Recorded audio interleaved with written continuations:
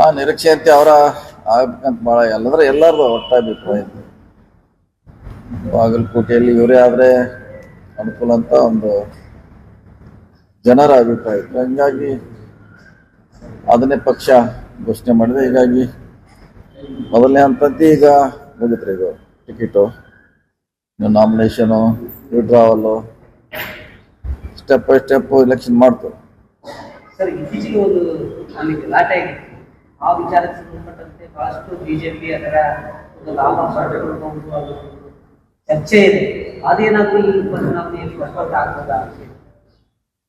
ಆ ಗಲಾಟೆಯಿಂದ ನಷ್ಟನೂ ಇಲ್ಲ, ಲಾಭವೂ ಇಲ್ಲ. ಲಾಭ ಅಂತ ಹೇಳ್ಬೋದು ಜನ, ಯಾಕೆ ನಮ್ಮಲ್ಲೆಲ್ಲ ಒಡಕಿದ್ದವ್ರ ಒಟ್ಟಿಗೆ ಆದ್ರು. ಯಾಕಂದ್ರೆ ದಿವಸ ಒಂದು ಸಮುದಾಯನ ಬರೋರು ಎಲ್ಲರೂ ಬೈಯೋರು ಸ್ಟೇಟ್ಮೆಂಟ್ ಕೊಡೋದು ಬೈದು ಹಿಂಗಾಗಿ 3 ಗುಂಪಿದ್ದದ್ದು ಈಗ ಒಂದಾಗಿದ್ದಾರೆ ಅವರು. ಸೊ ಅದರಿಂದ ಅವ್ರು ನಿರೀಕ್ಷೆ ಮಾಡಿದಟ್ಟು ಅವ್ರಿಗೇನು ಲಾಭ ಇಲ್ಲ. ಸೊ ನಮ್ಮವ್ರ ಒಗ್ಗಟ್ಟಿಗೆ ಅದು ಕಾರಣ ಆಗ್ಬೋದು. ಖಂಡಿತವಾಗಿ ಅಲ್ಲಿಂದ ಮತ್ತೆ ಯಾವಾಗಲೂ ಕಾಂಗ್ರೆಸ್ ಪರವಾಗಿದೆ. ಈ ಸಲ ಕಾಂಗ್ರೆಸ್ ಪರವಾಗಿರ್ತಾರೆ. ಸೊ ಒಳ್ಳೆ ವಾತಾವರಣ ಇದೆ. ಯಾಕಂದ್ರೆ ನಾವು ಅಲ್ಲಿ ಸುಮಾರು 2 ತಿಂಗಳಿಂದ ಕೆಲಸ ಮಾಡ್ತಾ ಇದ್ವಿ.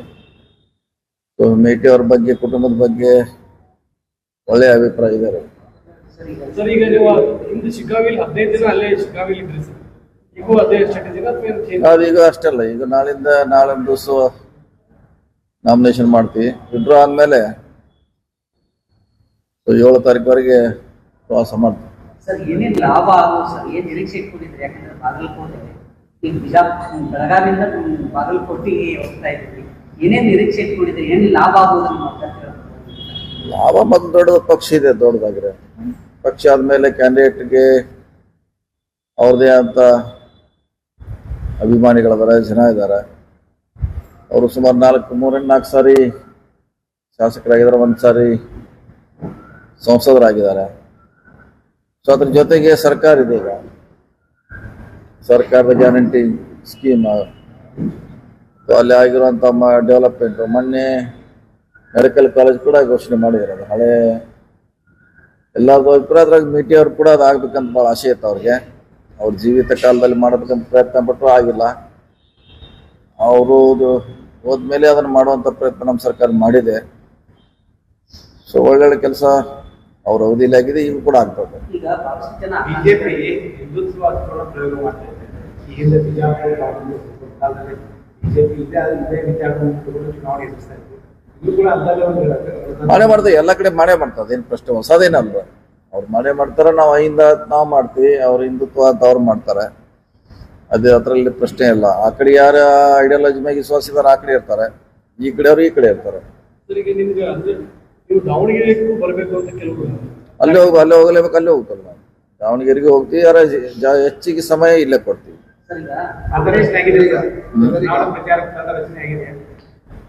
ತಂಡ ಆಗಿಲ್ಲ, ಆಲ್ರೆಡಿ ಕೆಲಸ ಮಾಡ್ತಿದ್ದಾರೆ. ತಂಡವರು ರಚನೆ ಆಗಿದೆ. ಸರ್, ಈಗ ಬಹಳಷ್ಟು ಕಾಂಗ್ರೆಸ್ನಿಂದ ಏನಂತಂದ್ರೆ ಬಾಗಲಕೋಟೆಯಲ್ಲಿ ನಮಗೂ ಟಿಕೆಟ್ ಬಹಳಷ್ಟು ಜನ ಕೇಳಿದ್ರು. ಸಹಜವಾಗಿ ಟಿಕೆಟ್ ಸಿಕ್ಕಿಲ್ಲ ಅಂತಂದ್ರೆ ಸ್ವಲ್ಪ ಪ್ರಮಾಣದಲ್ಲಿ ಅಸಮಾಧಾನ ಏನಾಗುತ್ತೆ. ಅಂತವ್ರಿಗೆ ಮನವೊಲಿಸುವಂತ ಕೆಲಸ ತಾವು ಮಾಡ್ತೀರಾ? ಇಲ್ಲ, ಅವ್ರ ಕುಟುಂಬದವ್ರು ಬಿಟ್ಟರೆ ಯಾರು ಕೇಳಿಲ್ಲ. ಅದು ಕುಟುಂಬದಲ್ಲೇ ಇಂಟರ್ನಲ್ ಫೈಟ್ ಇತ್ತು. ಅವರೇ ಒಗ್ಗಟ್ಟಾಗಿ CM ಅವ್ರ ಮುಂದೆ ಒಪ್ಕೊಂಡಿದ್ದಾರೆ. ಹೀಗಾಗಿ ಮನವೊಲಿಸುವಂಥ ಪ್ರಯತ್ನ ಅವಶ್ಯ ಬೀಳುವುದಲ್ಲ ತನ್ನ ಅನಿಸಿಕೆ. ಈಗ ಶಿಕಾಗೋದಲ್ಲಿ ಏನು ಸಿಚುವೇಶನ್ ಇತ್ತು, ಸೇಮ್ ಸಿಚುವೇಶನ್ ದಾವಣಗೆರೆಯಲ್ಲೂ ಕೂಡ ಇದೆ. ಇಲ್ಲಿ ಆಜಂ ಪೀರ್ ಖಾದ್ರಿ ಅವರು ಅಸಮಾಧಾನ ಮಾಡಿದ್ರು ಅಲ್ಲಿ ಶಿಕಾಗೋದಲ್ಲಿ. ಅಲ್ಲಿ ಬಹಳಷ್ಟು ಜನ ನಾಯಕರು ಅಲ್ಲೂ ಕೂಡ ದಾವಣಗೆರೆಯಲ್ಲಿ ಇದು ಮಾಡ್ತಾ ಇದ್ದಾರೆ, ಅಸಮಾಧಾನ ಇದ್ದಾರೆ.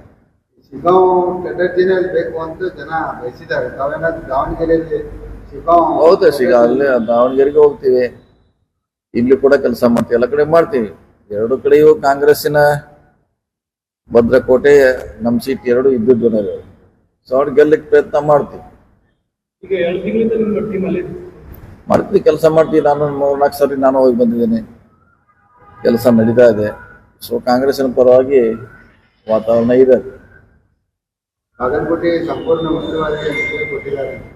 ಎಲ್ಲರೂ ಇದೆ. ನಾವು ಇದೀವಿ, MB ಪಾಟೀಲ್ ಇದ್ದಾರೆ, ಶಿವಾನಂದ ಪಾಟೀಲ್ ಇದ್ದಾರೆ, ಅಜಯ್ ಸರ್ನಾಕ್ ಅವರು ಇದ್ದಾರೆ, ಸರ್ ಪಾಟೀಲ್ ಅವರು ಇದ್ದಾರೆ, ತಿಮ್ಮಾಪುರ್ ಅವರು ಇದ್ದಾರೆ, ಲೋಕಲ್ ML ಇದ್ದಾರೆ. ಎಲ್ಲರೂ ಸಮರ್ಪಕವಾಗಿ ಮಾಡ್ತೀವಿ.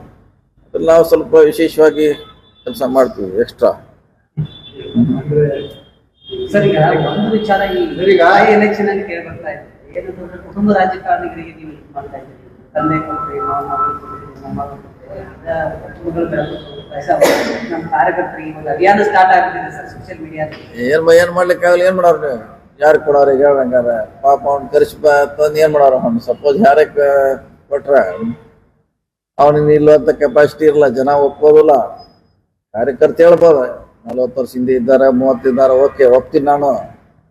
ಆದ್ರೆ ಈ ಪೀಡ್ ಮ್ಯಾಗ ಬಂದು ಈ ಡಿಫ್ರೆಂಟ್ ಪೀಡ್ ಈ ಪ್ಲಾಟ್ಫಾರ್ಮ್ ಬಂದ್ರೆ ಇಲ್ಲಿ ವ್ಯವಸ್ಥೆನೇ ಬೇರೆ, ಗೆಲುವಂತ ಮಾತ್ರ ಇಲ್ಲಿ. ಈಗ 2023 ಆದ್ಮೇಲೆ 4 ವಿಧಾನಸಭೆ ಉಪಚುನಾವಣೆ ನಡೆಸಿದ ರಾಜ್ಯದಲ್ಲಿ ಎಲ್ಲರೂ ಕುಟುಂಬಸ್ಥರೇ ಆಯ್ಕೆ ಆಗಿದ್ದಾರೆ. ಕುಟುಂಬಕ್ಕೆ ಸಂಬಂಧಪಟ್ಟವರೇ ಗೆದ್ದವರು. ಹೌದು, ಅಲ್ಲಿ ಶಾಮನೂರ್ ಫ್ಯಾಮಿಲಿ ಇಲ್ಲಿ ಮತ್ತೆ ಆ ಕಡೆ ಬಿಜೆಪಿ ಅಲ್ಲಿ ಸೇಮ್ ಇದೆ, JDS ನಲ್ಲಿ ಸೇಮ್ ಇದೆ, ಎಲ್ಲರೂ ಏನು ಕಡಿಮೆ ಇದ್ರೆ ಅಲ್ಲೂ ಸೇಮ್ ಇದೆ. ನಮ್ ದೇಶ ಪರಿಸ್ಥಿತಿ ಇದೆ, ಬಿಜೆಪಿ ಅದೇ, JDS ಇದೆ, ಇಡೀ ರಾಜ್ಯ ತುಂಬಾ ಬಿಜೆಪಿ ಪರಿಸ್ಥಿತಿ ಸೇಮ್ ಇದೆ, ಅದ್ರಲ್ಲಿ ಏನು ಪ್ರಶ್ನೆ ಇಲ್ಲ. ಮಹಾರಾಷ್ಟ್ರದಾಗ ನೋಡ್ರಿ ಎಲ್ಲ ಮಕ್ಳು ಅದಾರೆ, ಬೇರೆ ಬೇರೆ ರಾಜ್ಯಗಳಲ್ಲಿ ಕಂಪೇರ್ ಮಾಡ್ರೆ ಅವ್ರ ಸಂಬಂಧಿಕರೇ ರೂಲ್ ಮಾಡ್ತಾರೆ. ಸರ್, ಈಗ ಸುರ್ಜೇವಾಲ ಅವರೇ ಫೋನ್ ಮಾಡಿದ್ರು ನನಗೆ.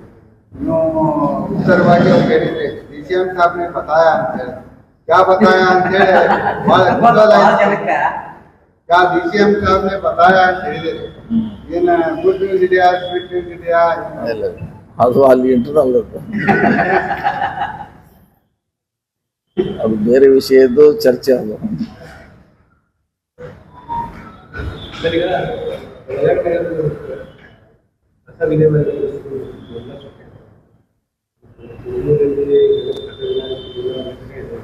ಮತ್ತೆ ಅದೇ ಮಾಡ್ತಾರೆ ಸಲಹೆ ಗ್ರಾಮ ಸಲಹೆಯಲ್ಲಿ ಶಾಸಕರು ಸಚಿವರು ಕೂಡ ಗ್ರಾಮ ಶಾಸಕರು ಪ್ರತಿಭಟನೆ ಮಾಡ್ತಾರೆ. ನಗರ ಪ್ರಚಾರ ಹೌದು, 4 ಭಾಗ ಬಂದ್ ನಾವು ಮುಂಚೆ 10 ವರ್ಷದ ಹೇಳತ್ತೀವಿ, 4 ಭಾಗ ಆಗ್ಬೇಕು, ಉತ್ತರ ದಕ್ಷಿಣ ಪೂರ್ವ ಪಶ್ಚಿಮ. ಅವ್ರು ಯಾರು ಇಂಟ್ರೆಸ್ಟ್ ಅವ್ರು ತಗೊಳಲ್ಲ. ವರ್ಷಕ್ಕೊಬ್ರು ಮೇಯರ್ ಬದಲಾಗ್ತಾರ, 6 ತಿಂಗಳ ತಿಳ್ಕೊಳಕ್ ಆಗ್ತೈತಿ, 6 ತಿಂಗಳಾಗ ಜಗಳ ಹೋಗ್ತೈತಿ. ಹೆಚ್ಚಿನ ವಿಡಿಯೋಗಳಿಗೆ ಪ್ರತಿಧ್ವನಿ ಯೂಟ್ಯೂಬ್ ಚಾನೆಲ್ ಸಬ್ಸ್ಕ್ರೈಬ್ ಮಾಡಿ, ಬೆಲ್ ಐಕಾನ್ ಕ್ಲಿಕ್ ಮಾಡಿ.